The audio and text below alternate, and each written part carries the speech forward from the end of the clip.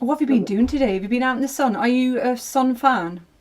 Yeah, I am. Yeah, definitely. Although I decided to go do my weekly shopping today at the supermarket, and it was busier. I had some things to do this morning. It took me a while to get there, and then I had to stand in a really sunny queue outside the Oh, supermarket. Kind of waiting to get in. I was like, I should have gone earlier. But yeah, I'm glad I've got my weekly shopping done now. We've got our meals planned for the week, so we're good to go. that's very organised, isn't it? We're still Yeah. well, what are we going to have for dinner? It's I bad, was isn't yeah. it? Since the lockdown, we've tried to sort of plan our meals so we don't buy anything we don't need, and everyone panic buying at the beginning. So we just went and got what we needed for tea. And it's quite good actually because you kind of plan your meals out. You look forward to kind of like, oh, yeah, it's spaghetti bolognese tonight. Great, I'm looking forward to that. Rather Are than, you oh, are what you should we have for tea? are you the chef in the house? No, I can cook a few things. Laura, my partner, she's pretty good as well. And like, so we're sort of trying. We got a new house, a new kitchen, and all that, and sort of bigger space. So she's experimenting with new recipes and new things. Hey, you were lucky because when we had a chat yesterday, you were saying you just got in before it all locked down. Yeah, yeah. We moved That's out. really good. We finished our last tour at the end of February, and it's all just starting. Things were starting to obviously, we talked about the virus a lot more then. And we moved house today. I moved back in, basically came back from tour into the new house, having left the old one to start the Yeah. tour. Which was kind of strange. It was very weird. And and then yeah, so we managed to just get a few things done, like a few like important like electrical things and stuff, all done. And then lockdown arrived, which means we should have attacked all the cardboard boxes by now. But there's still a room with a lot of cardboard boxes, which we're not going to see that because it turns out we've got a lot of junk that we moved with us as well, like everyone does when they move house. You've got no excuse now either. You can't No, park run on a exactly. Saturday. You need to be in those boxes. That's definitely what we need to do. Yeah, that should be the case, but it's not. It's always procrastination, isn't it? Always right. It's 7 o'clock, so we let's head off. We 6 o'clock. love we You you've had keep pushing an extra hour. I know. Oh, it's 6 o'clock. It is. It's been 7 o'clock. Honestly, people are definitely loving the fact that you're in your park run t-shirt. That's brilliant. Yes.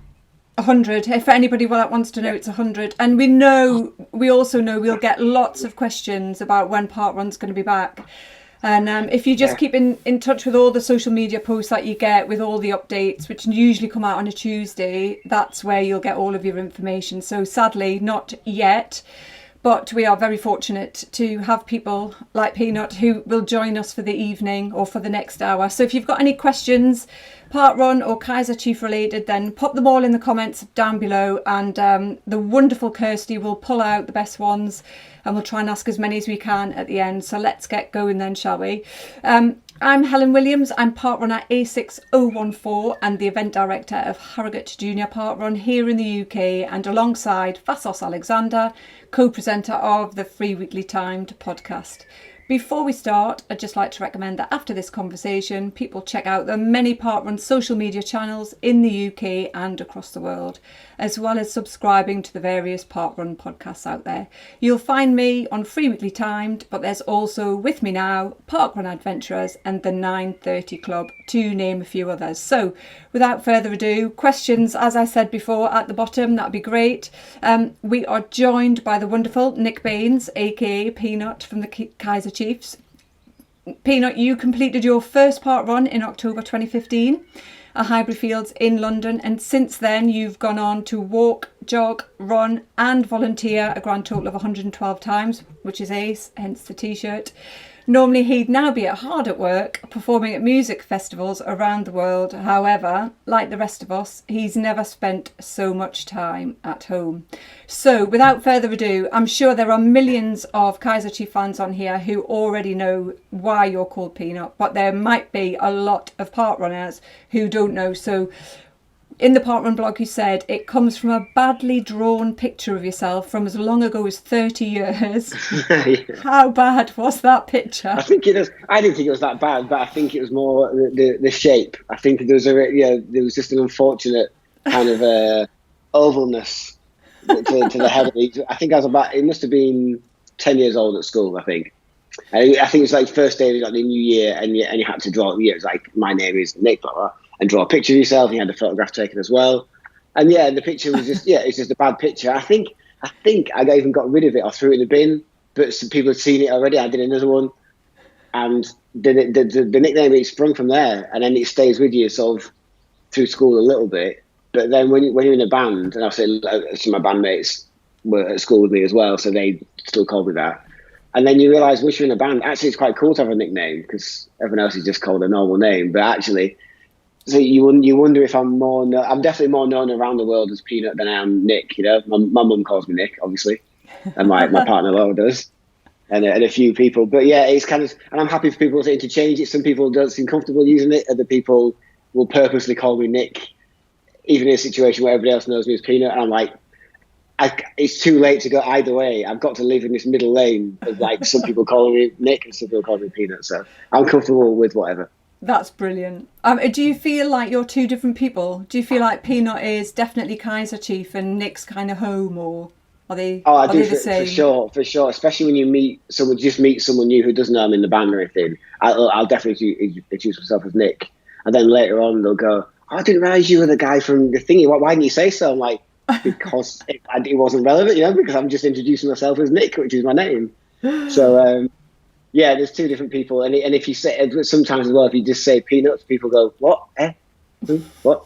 So you kind of like, if the band angle works, then it works, and if not, then Nick is that's great. Do you agree? Did it look like a peanut? I'd love to see. Oh yeah, I mean in memory, yeah. I mean it's weird. I'm trying to work out if I really remembered it a different way, or if actually what happened is what I'm telling you now. But yeah, it was pretty bad shaped. Yeah. So moving on from that, we shall call you Peanut. That's how everybody knows you. Right. How is lockdown life? How is, we know you've just moved in. Thank goodness you got in just before lockdown. But yeah. What's it like? What is it like for you? Well, it's kind of, I just moved house at the end. We finished the big UK and European tour in February, end of February. And I moved back. I just got a house before I went on tour, moved back into it on the day we came back. Sort of started on usual new house stuff and things. So that kept me busy for quite a while, really.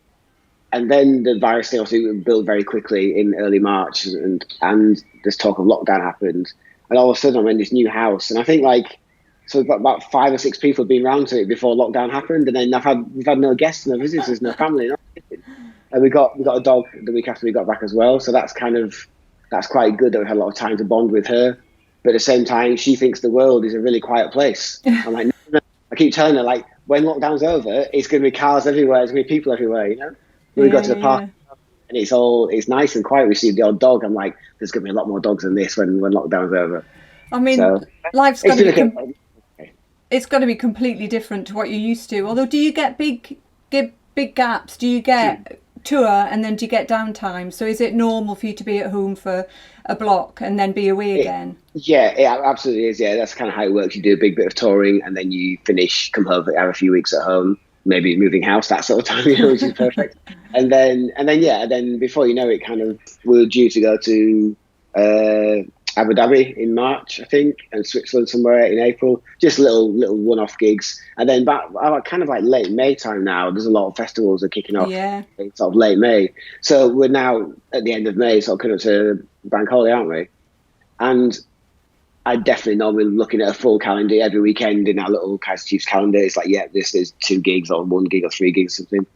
And so I'm trying to think in the last 15 years or so since we've been touring, this will be the first summer I've had at home, as in a proper summer with no gigs at all. Yeah. That's actually really strange to process. I can't imagine what that's like, and I can't imagine what that's like for all the fans that will come to see shows and festivals of various, not just us, but all the millions of festivals that go on, hundreds of festivals. And there's going to be a big kind of like a missing chunk of culture and enjoyment and entertainment, because people, students alike and people leaving school, kind of, we'll go to Glastonbury for our last sort of thing, or we'll go to Leeds and Reading. And all that's not happening. So there's that big release that a lot of people have when they go to these festivals. It's like a weekend of just sort of partying and drinking, whatever, and dancing and having fun. And it's all kind of missing. So I kind of feel for music fans as well as we definitely miss being out there and being on stage, but really feel for the people who saved up, and were kind of aiming for these big events. Yeah. Because music, like running or exercise, is a really important outlet, isn't it? It's one of those things that people use to kind of help their mental health. It's a way to connect to people, isn't it? Music's really similar in terms of exercise as to how it affects your mood. We did love the Kaiser Chiefs stay-at-home edition of Oh My God. How did it come about? Who, you know, what was going on around that? Well, it's just like the lyric. Obviously, were quite sort of tuned into how things are. Our songs have always kind of had quite a lot of social commentary and kind of observations of what's going on, and that lyric kind of got bandied about, and it's like, well, that works, doesn't it? You know. And so I guess a lot of people were doing. I mean, I can't remember when it came out now, when we actually put it on the internet. But people were starting to do little at-home gigs and things for the fans, and just to for the creative, I think to probably engage the creative minds of the artists, but then to also give the fans something to enjoy, because we were looking at this long corridor really of uncertainty. And so it came about that it was like, well, why don't we do it? And then Ricky actually, rather than just change the chorus, Ricky managed to rewrite. He's always been good at kind of crafting phrases and turns of phrase into lyrics and stuff. So he made a really good, like, painted a picture, I guess, of that early lockdown time. And then technically it was quite difficult to sort of record and do all our bits, but our sound guy Chris really helped us out a lot, and he helped us make the video and put that video together with the five of us on there, kind of in the same order that we are on stage. So it's kind of nice. It feels like the video screens you would see on stage sometimes, when you have a big arena shows, all the video screens are. Yeah. And kind of just gained.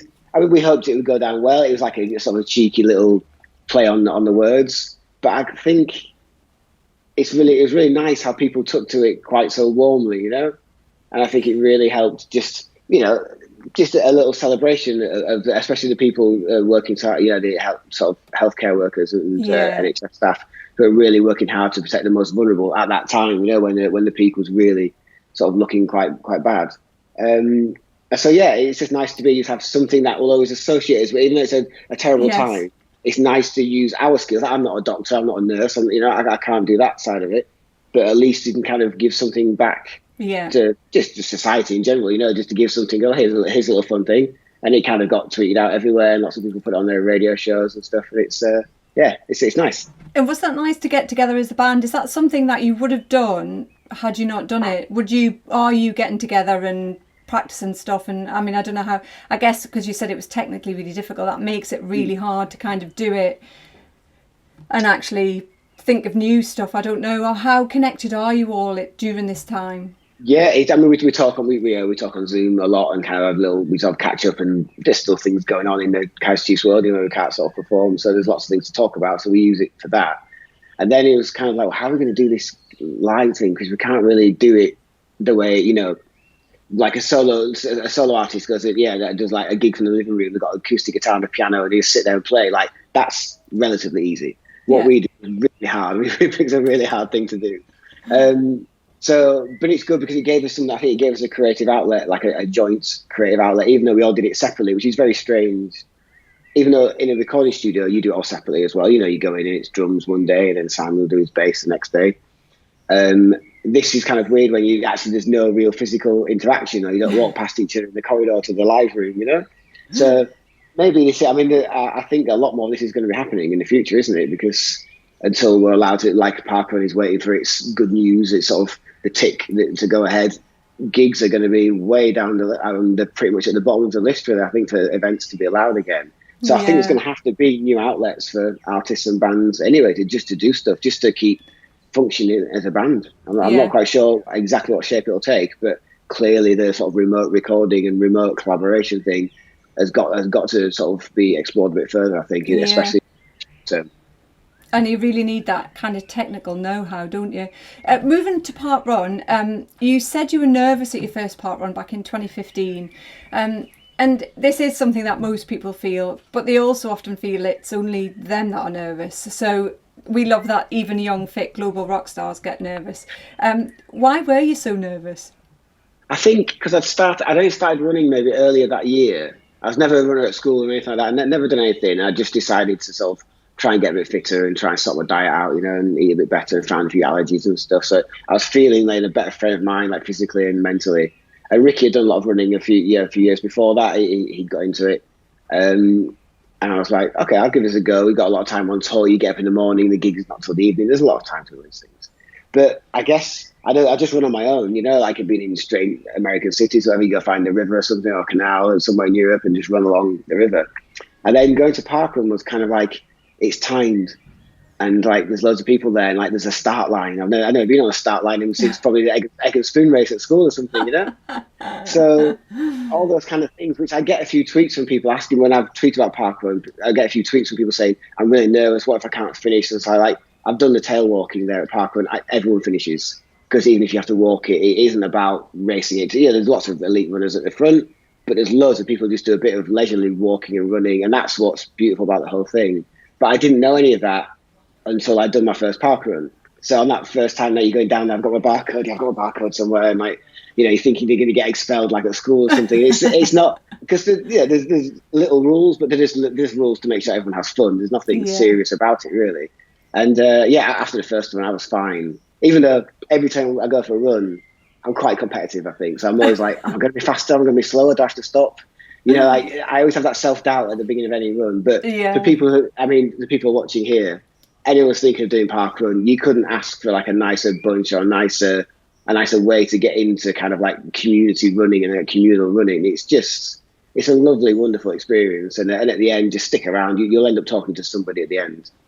And so there's no need to be nervous. I was nervous, but it was just more apprehension. Just let's get on with it. Let's do the first one. Yeah, get that one out of the way. Yeah, and I guess the first step is always just getting there, isn't it? It's, you know, make the decision, and then, you know, when you get there, you've kind of got that one out of the way, haven't you? And in that video which we talked about earlier, that you did for parkrun, which was lovely, you describe parkrun, and you said that it's a beautiful experience. You also described it in that video as heartwarming and lovely, which is such a nice way to describe it. And I imagine 5 years ago when you first turned up, with the aim of just getting fitter, you know, that was the idea, wasn't it? Heartwarming and lovely probably weren't necessarily what you were expecting. So did it really, you know, you're nervous and you've gone there. How quickly did that change to being heartwarming and lovely? I think probably at like 4.9 kilometers. Then once you get to the, you know, you've done the bit and you come down to the finish funnel, there's people clapping, people you don't know, and volunteers obviously, but there's a lot of runners who have finished ahead of you, who obviously were longer park runners than I've been going, and they're clapping on, come on, keep going, keep pushing it on. And people who are struggling a bit, really just nice words of encouragement. There's never anything judgmental or anything like that at all. And so you finish and you get your little collected token, and you go to your scanner and get your person to scan your code. And you realise, I guess it was a few times after I'd done it that I realised that the volunteers were also runners in different weeks. You know, because you don't really know. I've read a little bit about it, but I just sort of read a bit. I thought, I'll turn up, let's see, I'll register, get my barcode, let's see what happens. And the whole thing's free, so you underestimate really how important the volunteers are, because every week it's, you know, it cannot happen without the volunteers. Yeah. And but then the volunteers, I volunteered a few times and done bits and pieces. And you realise it's just it's a cyclical thing, like you're sort of reciprocal almost, or symbiotic. So I mean, the volunteers come from the people who run every week, and maybe they've done a big long run on the Friday, so they don't necessarily want to go out and run on a Saturday morning, but they'll come and just volunteer just to be in that kind of running sort of good headspace environment, and feed off the good vibes of everybody else. I mean, what's interesting really is you're in the Kaiser Chiefs. You have public adoration, you play on a stage in front of huge crowds full of thousands of people who can all sing your words back and all appreciate you for everything you do, and you must get clapped, you know, hundreds of times in one evening. And yet what's really nice is that you can appreciate, you know, a small finish funnel in your local park, which is, you know, which means just as much, doesn't it? Yeah, absolutely. Yeah, it really is, and it's such a shame that it's on pause at the moment. But obviously, the whole world is on pause, and that's understandable. Everyone's got to do their bit and sort of stand back. But no, absolutely. I can't really try to think how to sort of describe it or to answer that. But yeah, it's such a brilliant idea. Obviously, that sort of just snowballed into this huge global thing. And I love the fact that it hasn't, from the original idea, it hasn't really changed much. It clearly worked on a very small scale in one park. And I guess maybe it's the fact that no one knows who I am there, you know? Yeah. So that's fine. Occasionally, maybe you run past someone they might recognise, especially when I do the Willie Leeds a lot. Then people recognise it when you're volunteering. Obviously, you're stood in there in your yellow jacket, so people kind of like, is that the guy that's running past you? Like, is that the guy? And like, and we kept just showing Nottingham, and like they're really shouting after. but which is nice, and maybe it just distracts them a bit from the thing they're doing. It's good to be part of that.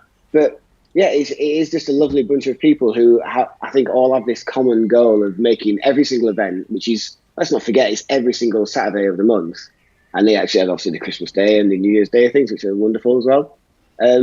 So I think it takes the right sort of person to be that dedicated to do it. You have to be run directors and people like that, like every week. And you realise you turn away, you get there like a 1 minute to 9, and the briefing's like half going on. You're like, oh yeah, I should have got it earlier. But they're still stood there. The run director's there, all gathering people around. And particularly at Woodhouse Moor, I love the atmosphere there. Anne does a great job there. She does a brilliant job, doesn't she? Yeah, and you really feel like she's kind of like curated, teaching to her crowd sort of thing, to her masses.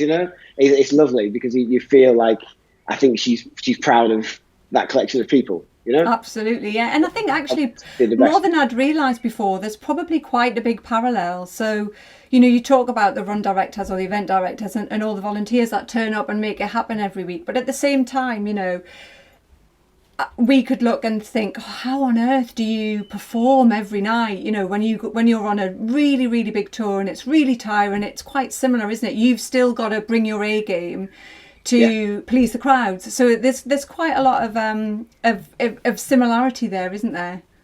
I think there is. Yeah, I think that the gig thing of sort of doing the shows, doing the big tour, and we used to like a big arena tour of the UK in sort of January, then took it into Europe in February. And you can have these sort of really long days because you wake up in the morning, you get up, and sound check's not till because they've got to build the whole stage every day, So sound check's like 3:30, 4 o'clock. I might running a bit late. It's 4:30 some days. So you kind of fill the day. You might go into town or go to Brighton or something, wherever you're playing, and go to look at the shops. But you've got this kind of like nervous. I have this sort of nervous energy inside me all day. Of I can't really just go to the pub and get drunk.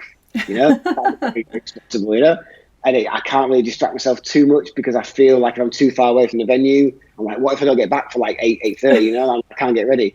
It's never happened. It won't happen. But it's this apprehension. And it's the same thing if you're jogging towards your parkrun, you're looking 4 minutes to 9. I've got 2 minutes before. Yeah, I'm going to make it.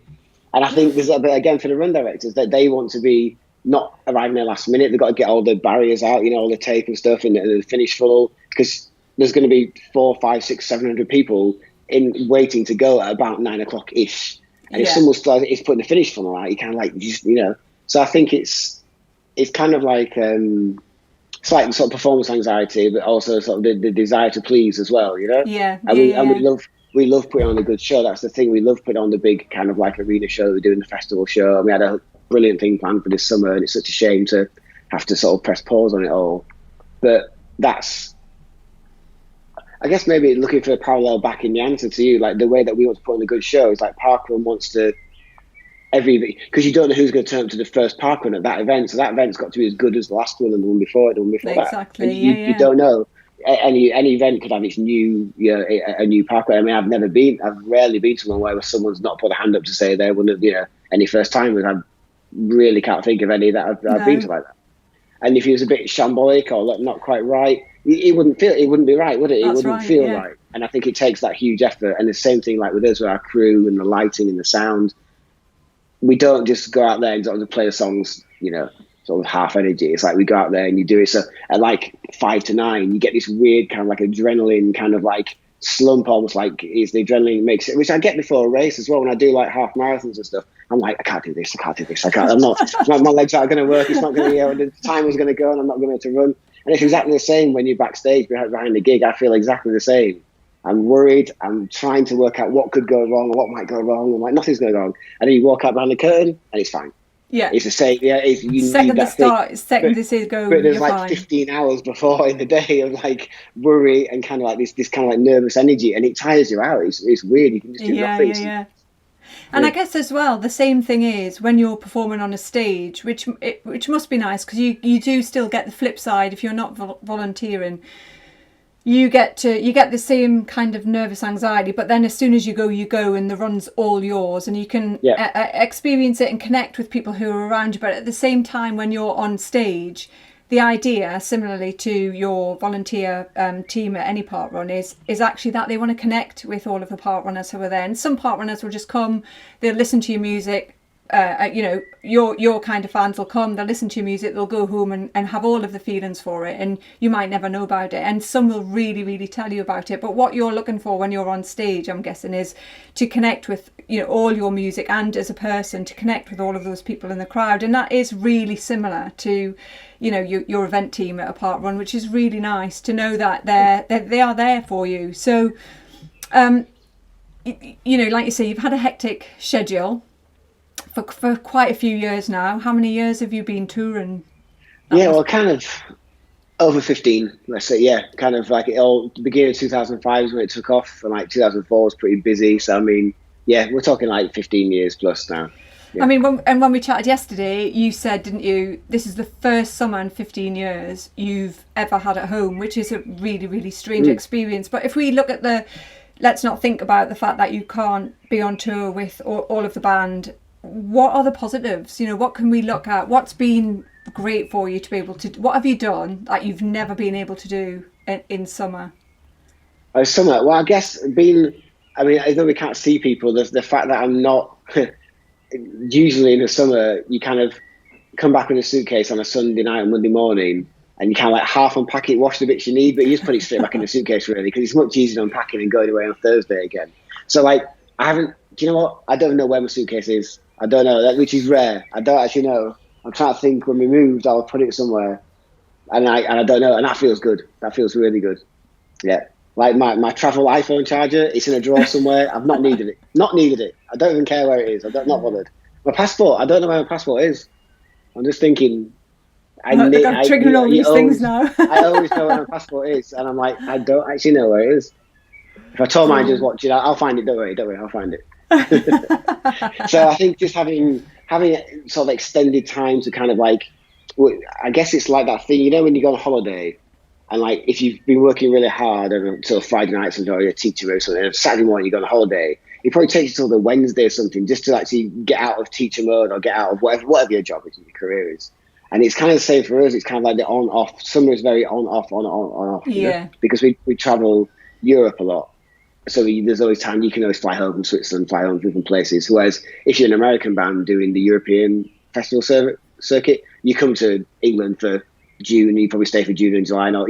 So in between, you stay in the various countries that you're in. Whereas for us, we get to go home, which is actually weird because it disjoints it very much. Yeah. UK tour, we were over in Bridlington and Hull, and I was like, I don't want to go back to Leeds and go back out again, because it breaks the sort of mentality, the sort of the tour, because it does take a bit of time to get into tour mode. But once you get into it, you really feel like you're nailing the gigs every night, and it feels really cool. Yeah. So now I'm at home.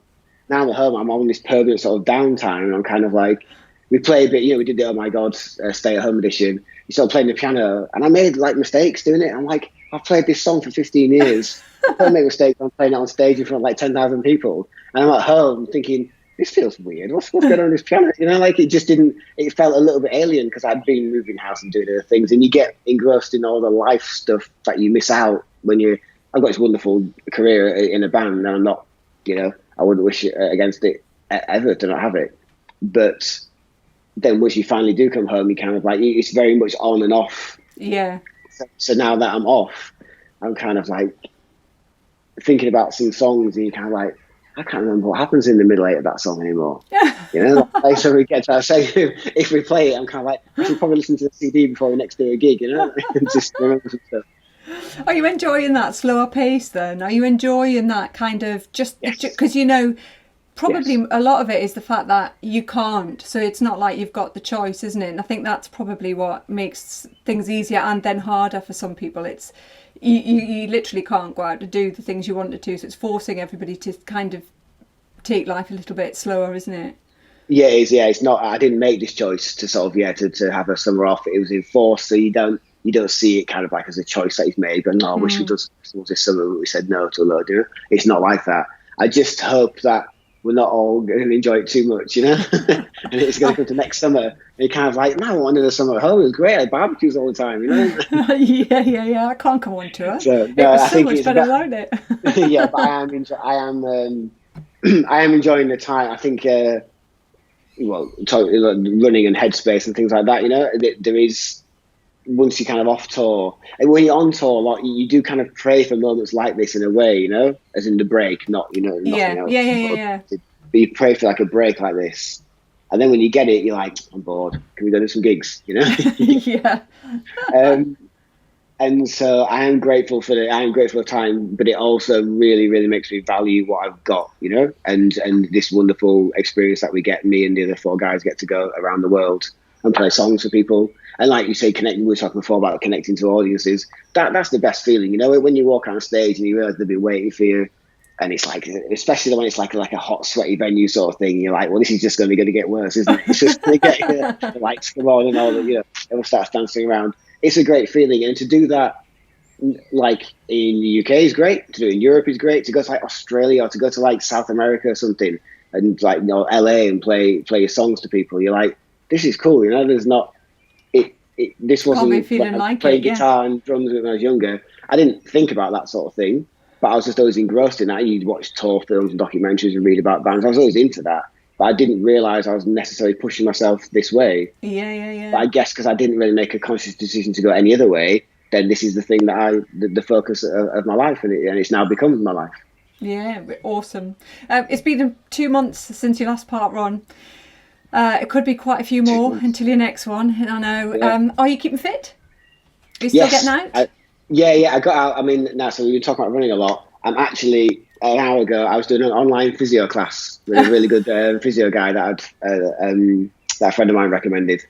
Because I've done some weird, I've injured something, and I was running a bit, and it wasn't getting better, but it wasn't getting worse either. So I was like, it's okay. And I talked to the physio guy. He was like, don't do any running for 6 to 8 weeks. And I'm like, that's like that. You know, that hurts. You know, that really does. Because I really enjoyed. I find running for my mental health as well. Even though I'm terrible at getting out of the door. I don't know if you're the same. The bit between putting your trainers on and actually leaving the house, I'll find anything else to do. I'll just open that post. You need naughty children. Makes it much easier to get out of the house then. I hear that. I think a few people actually told me that. Yeah. so it's kind of like, I was getting out, and it was quite nice. I was going into the nice woods and stuff nearby here, and being quite careful and running with a little neck thing, but then pulling up over my nose. That's a bit of an interesting experience, because at first you get a bit panicky, like, can I breathe? I'm breathing. I'm still breathing. And then you sort of just forget about it, and it's okay. Like, your breathing adjusts. Yeah. So I'm itching to get back out again. It's, talking to you now, and then knowing that all the other park runners that are probably watching this, I'm like, I really want to get out there. But at the same time, I think it's important to look after yourself, isn't it? And listen. I think, a lot of people have said, that motivation, me, I felt it. I felt the motivation to run has changed, definitely. Sometimes I've really wanted to run. Small kids definitely gets me out the door, but sometimes it's, it's just such a slog. And I think when there isn't parkrun to be running with people all the time, and it kind of takes your mind off what you're doing. Even if you're going for a really hard time for yourself, you want to run really hard, just being around people gives you a different atmosphere, doesn't it? So getting used to, and I've always loved running on my own. You enjoy that headspace as well, but it's really, I can't wait until we can get back to that point where we can all get together. We can meet one person now, can't we, and run, and that's really great. Have you met anyone and gone out yet? No, I've bumped into one person that I know running, so I go the other end of the path. I'm like, all right, sort of trying to stay away, but sort of high, but not high. I saw my friends walking their dog as well, which was quite nice. I had a little stopper. I hadn't seen them for ages, and the dog recognised me and came barking across, which was lovely. And then I was good. My plan, it was moving back to Leeds, was to join a running club, and actually sort of train with people a bit more and really push my times and things like that. And of course, that's all sort of curtailed as well. So it's a shame, and I miss, like, when I was training quite a lot for like the Great North Run, I did it a few years in a row. Parkrun was a really good measure every week of how well I was, the training was going. I found I didn't mean it to be that, but it turned out to be that, and I got my best times ever, doing that. And so I still miss. It's almost like if you do parkrun, you feel like you have to go running during the week at least once, maybe twice, just to show you've made some progress to the next week, This is not to put anybody off who's thinking of joining parkrun and like you have to start some crazy training program. You don't, it's fine. But if you're looking to sort of train to sort of more faster times, it's a nice little marker to sort of put in your week and go like, oh, that's interesting. I felt just as tired, but I've knocked 30 seconds off. And I was doing that in that 2015, 16 time. I was definitely doing that. So I'm missing that kind of weekly reason in my meetings. Yeah, the feedback is really, Yeah, you were pretty speedy, didn't you? Run 1950 at Woodhouse Moor. It's like a PB there, yeah. That's my PB, yeah. There's a few people have been asking that, so. Yeah, which I'm desperate to get back under 20. But I just, with the injury, there's no way I could push that. I knew I was running slower anyway with the injury. I'm like, well, it's just an injury. I can work through it. I'll get there. But yeah, my aim is, I did the Great North Run. I got 1:30 and 15 seconds at the Great North Run. So I really wanted to get under 1:30 just once. And I've done loads with the 1:30 times, sort of 30, 33s and stuff. And like, that was the fittest. That was when I'd done the 1950 at Woodhouse Moor. So it's kind of like, I just want to try and officially break like 1:30, 1:29.59. I'll be delighted. That'll be it. We love these numbers, don't we? Of course. As humans. It's a great thing, isn't it? I love it when you're running and you actually do the numbers in your head whilst you're running. Like you get your mile readout. And you're like, okay, so that's if I just do this next bit right here and you work it out. I do that all the time, and it flies by. I love it. It keeps me busy. Yeah. Can you do the maths? My brain doesn't work. Yeah, I'm quite maths. Yeah, maths was sort of my thing. And so I'm constantly working out, going, was I below 7 minutes a mile? Yeah. And like, it's great. I love doing that. It's quite a hard course, Woodhouse Moor as well. It's got down in it, but it's not. You've got to pace it right, haven't you? The third time you come to that climb at the end, you're like, I kind of ran out on the second time for it, didn't I? Like, you're just thinking, and you turn the corner and there's that next climb. You're like, I just think I've probably used a bit too much on that last climb, but never mind. Oh, I love this question. Someday, and hopefully soon, parkrun will return. Of all the places that you've toured with the Kaiser Chiefs that haven't got a parkrun, where would be your perfect parkrun location? Well, I've been very lucky to travel the world. So I've never done a parkrun outside the UK. It's never tied up at the right. I've never been at a Saturday morning. I've never been in the right place. I've been in the field in the middle of Germany. And there's no parkrun's like 60 miles away. I'm like, not going to get there realistically. But I love the west coast of America. So I love California. And just back in October, we were down in South America. And Lima in Peru. It's on the Pacific coast as well. And I realized I'd never been in the Pacific Ocean in the Southern Hemisphere. I'd been lucky enough to be, like sort of California, but Santa Monica, that sort of thing. So I don't know if there's a parkrun down. I don't think there's a parkrun on like Santa Monica and Venice Beach because they've got that lovely, lovely sort of concrete path that weaves all the way down. It's hot, obviously. Yes. But I would love to do one somewhere on the coast of California. I think that would be wonderful. Yeah, you'd have to head up the Pacific Coast Highway and go to San Francisco. I think that'd probably be the under the Golden Gate Bridge. Exactly. Let's move on. What a brilliant place to do. Yeah, I know. We were there. We were lucky enough to be there for the inaugural. It was unbelievable. It was a bit like being in a film. Yeah, it was really, really odd. It was absolutely fantastic. I love the idea because I still, when I go, I take a little bag of running stuff with me on tour, and various socks and all my things, and I have my parkour. I've got the rubber wristband thing, So I take it with me everywhere I go, just in case I'm around. I love the idea of the whole global thing, like you don't need to register anywhere in a different country. Yeah, so I turn my code, and like you can finish in a foreign country, and I love that. I just love the fact. It's like magic, isn't it? I also ran all my Great North runs with it on as well, I kept it on for my Great North runs. Just it's like a good luck thing. I felt like parkrun had been part of my journey to getting towards half marathons. I never dreamt I'd be able to do a half marathon. And so I wore it under my sweatband. I had my parkrun wristband underneath there for Brilliant. Let's move on to some viewer questions. Eleanor Day says she was due to see the Chiefs 3 times this year, but she is still excited for next year. Do you have any advice for new park runners? And she goes on to say, I haven't run since secondary school, so a bit nervous to start. Well, I think, there's nothing to be nervous about really, because parkrun is kind of about your journey. It's not about anybody else really. It's about your journey. So like hopefully you heard at the beginning of the chat where we were talking about how welcome everybody is and how inclusive it is. Go steady, get there a bit early, get there at like 8:45, say hello to someone, they'll probably say hello back, and they'll be like, and especially if you put your hand up when they ask, is there any first timers when you're all gathered up, so you put your hand up So quite often somebody near to you will be kind of like, oh, they'll explain the course to you, or there's a briefing for first timers. It tells you exactly where the course goes and how to finish.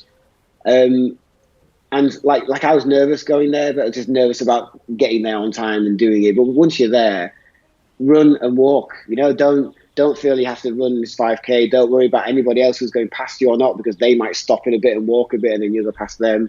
It doesn't matter. And the tail walkers are your friends. If you really want to walk the whole thing, that is totally like normal, isn't it? There's loads of people walk the courses every week. Yeah. So don't be put off if you're not able to run, or you're kind of working towards getting fitter towards being able to run. It's all abilities are welcome, aren't they? That's what we always say, Absolutely. Isn't it? All abilities are welcome. Yeah, you've just got to get yourself there, Eleanor. That's the first step, is just get your trainers on and get to the start. Angela Coates says, do you remember all of the parkruns you visited? Yeah, I think so. Yeah, I think because between Leeds and London, it was the main Woodhouse Mall and Highbury Fields are the main ones. I did a couple, like we toured in Birmingham. Quite often played a Saturday night at the arena in Birmingham. So I got there on a Friday night before with the crew on the bus, and then got up at whatever time at 8:30 to leg it down to the start line, and done a couple more. Bridlington was good. We did a Bridlington on the last tour. I did do a Bridlington Spa. Oh, so nice. And I went just up the coast. It's a couple of miles, I think. Yeah, and that was lovely. Like you run along the cliff tops a bit, and then you go into like a little sort of home, like an old like stately home thing, and run out again. That was nice to do. It's nice to tick off destination ones. That Soubey Hall, that one, the Bridlington one. Yes, yeah. It's really weird, isn't it? Because you're kind of in the middle of, like you say, stately home, but then you pop out onto the coast, and it feels like it shouldn't be so close to that. Bumpy kind of like that. You're really near the edge, and it's like a really bumpy, muddy track. You're like, I'm definitely going to go over my ankle here at some point. Yeah. And do none of the boys ever want to join you? Do they all think you're crazy when you're saying, right, I'm going to get up early and go to parkrun? I don't know. Yeah, I don't know. I mean, I seem to be one that stays up the latest, and then. But the thing is, I usually sleep in quite a bit. But then when it's running time, running gives me a reason to get up on tour. That's the other thing as well. I get up, I do the run. You feel great. You get the rush of endorphins and that sort of thing. And then the good thing is when you have play arena tours, you have caterers with you, because obviously there's loads of crew climbing up. There's like a lot of crew, like 20, 30 people building and stuff from 6, 7 in the morning, and so they need to eat. So I get back from my running, and there's like bacon, sausages, and egg and stuff. I'm not like a proper canteen thing. It's like, well, I've kind of done my 10K, but and I got the gig tonight. So yeah, it's nice.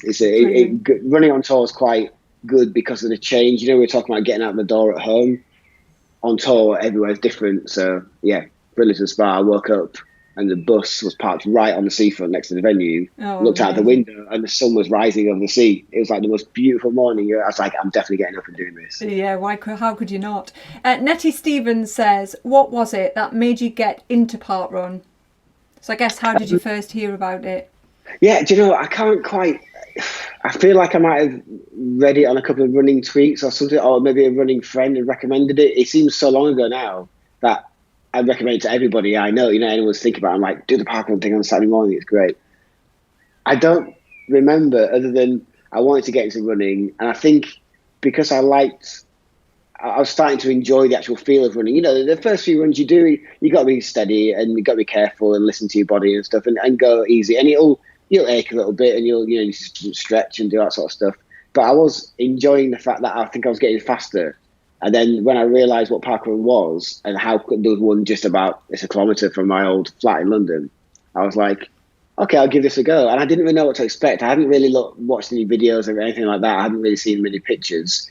And I'd never really taken part in any kind of ship or timed event or anything, But then you realise it's just there. You got your little wristband or your little key fob with your code, and it's only there just so you can get everyone with a finish place and a finish time. It's not a race at all. Yeah. And then I just sort of went once, and I was like, well, I'm in. Sign me up, and that was it. 112 later or something you were saying, I think it is. Yeah. And here we are. Here we are.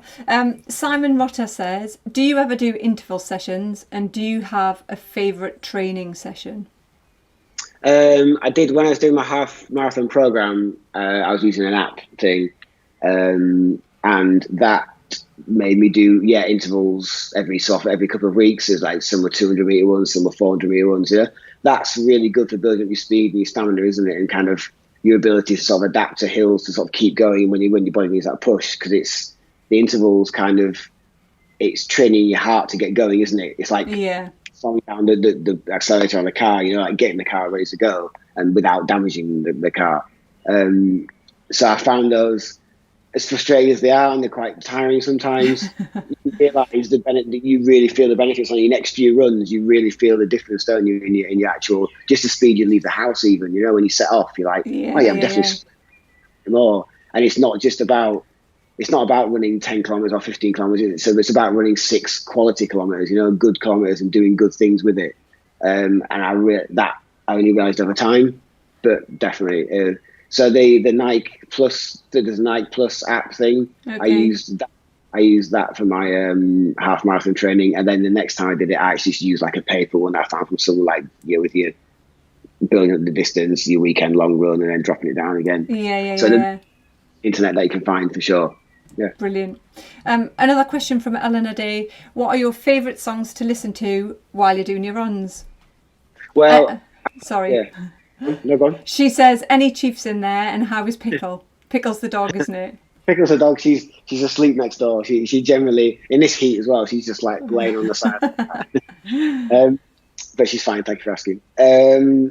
Music. I'd like sort of dancey kind of. I always quite like electronic and sort of dancey music, and so I used to make a playlist, and it's quite. I kept the same playlist for a long time because I don't know if you've done that as well, where having the same music, you kind of like it, you get into some sort of habit with it, even though it's slightly different tempos. Yeah. I never mixed it up very much. I occasionally took the odd track off and like, no, I don't like that one, I put it wrong. But the main body was kind of like quite fixed. And then at the Great North Run in 2018, you get those little bags when you finish, you know, the tie bags here with all your little snacks in it and stuff. And I put my a little Bluetooth thing and my headphones in the bag, put it down, obviously picked up somebody else's bag when I was ready to leave, and I lost my little Bluetooth thing, and I've not run with music since then. Oh, wow. And it hasn't really affected my speed, I don't think. You know, I used to think I needed it, and I think you probably do when you start off. It's a good distraction, but now I enjoy hearing nature. I enjoy hearing just what's going on around me a bit more. Yeah. I am gonna, when the injury passes and I sort of get back out running, I am gonna investigate music again just to see if there might be a few seconds. It could be a good 10 seconds a mile in there. I don't know. So it used to be more electronic, like synth pop and like 80s sort of poppy dance stuff, along with like sort of like Chemical Brothers and like Dead Mouse and things like that. You know, sort of quite nice sort of driving, you know, electronic sounds. Yeah. Are you close to being back fixed then? Is your injury on the way out? Well, yeah, it still feels a bit funny. I think I'm about 4 or 5 weeks into not running, so maybe 2 or 3 weeks more. I'm itching to give it a go, but I just know that if I do it, I don't want it to go back to how it was. So I've got to be really good and just be really good and strong. Stay good. Get Stay myself strong. into trouble, which is really frustrating. Parkrun can't tempt you, so that's a good thing. Yeah. Abby Truelove says, what breed of dog is Pickle? She's a Dachshund. Yeah, she's very cute. I think there's a picture she's about that long, there. but then she's about that long when she stretches out. She's really big. I think there is a picture on the Woodhouse Moor, possibly on the Twitter, isn't there? Of you with Pickle there, yeah. Pickle, yeah, she's not quite parkrun material because her legs are about that long. So I think she did like one lap and maybe if she's in the garden and then you call her with a treat, she can run pretty fast across the grass to get back. But I think she's more of a sprinter than a distance runner. I think that's her thing. Yeah. I wonder what the distance equates to when your legs are that short. Yeah, I don't know. Yeah, every day's a marathon, I think. You know? The last question from the viewers before we finish off is from Steve J, and he says, any inspirational standout people that you've met at parkrun? Lovely question to finish with. Parkrun? Oh, well, there's a young lad at Woodhouse Parkrun called George Webster. He's like a parkrun ambassador. He's a wonderful kid, and he's been telling all about his dance. He's now part of a dance company sort of thing. So they've been doing. Obviously, lockdown will have stopped some of that, but we were having a little talk about stage tips, you know, and stage things. So brilliant. He's really wonderful. When he volunteers, he's lovely to see at the finish funnel, and then he runs it occasionally as well. When he's well enough to run it, then he runs it occasionally. So he's a good lad. And I've met at the Great North Run, like for the Leeds connection, I've met Nell McAndrew a few times as well. Oh yeah. She does Bushy. I think she does Bushy parkrun. I think. And she. I mean, you see her stuff. She's on Instagram doing like, kettlebell classes and stuff for people every day and skipping. She's a strong girl, isn't she? Strong. So the last time I did the Great North Run, I think me and Nell, we were first and third in the celebrity runners. Nice. Who was the sandwich? I don't know. I'm not sure, but it was almost a Leeds 1-2. I was like, that would have been good if it was Leeds 1-2, but yeah, we didn't. Yeah, but it's nice. It's always nice to see her. And she champions fitness just so much. Yeah. I think a lot of people sort of look up to her and follow her classes quite back from the DVD where she made the DVDs and stuff. And like I guess in like the late 90s maybe. Yeah. Right, that she's obviously kept it going. And I think when you see we were doing the push-up challenge thing, and she enjoyed taking part of that. And then she'd leave me for dead though. Yeah, I'm just like, I can't keep up. Keep up. She's awesome. Well, thanks so much for your time this evening, Peanut, and thanks to everyone who's tuned in. You can catch up with Peanut on Twitter via @PeanutKaiser. As I said before, do check out the many social media channels in the UK and across the world, as well as subscribing to the various parkrun podcasts out there. Now, more than ever, it's important that we all come together and support each other, because the parkrun family is there for us all, and we will get through it together. Thanks so much, Peanut. Really appreciate your time. Take care, and I hope to see you all as soon as possible. Bye. Bye-bye.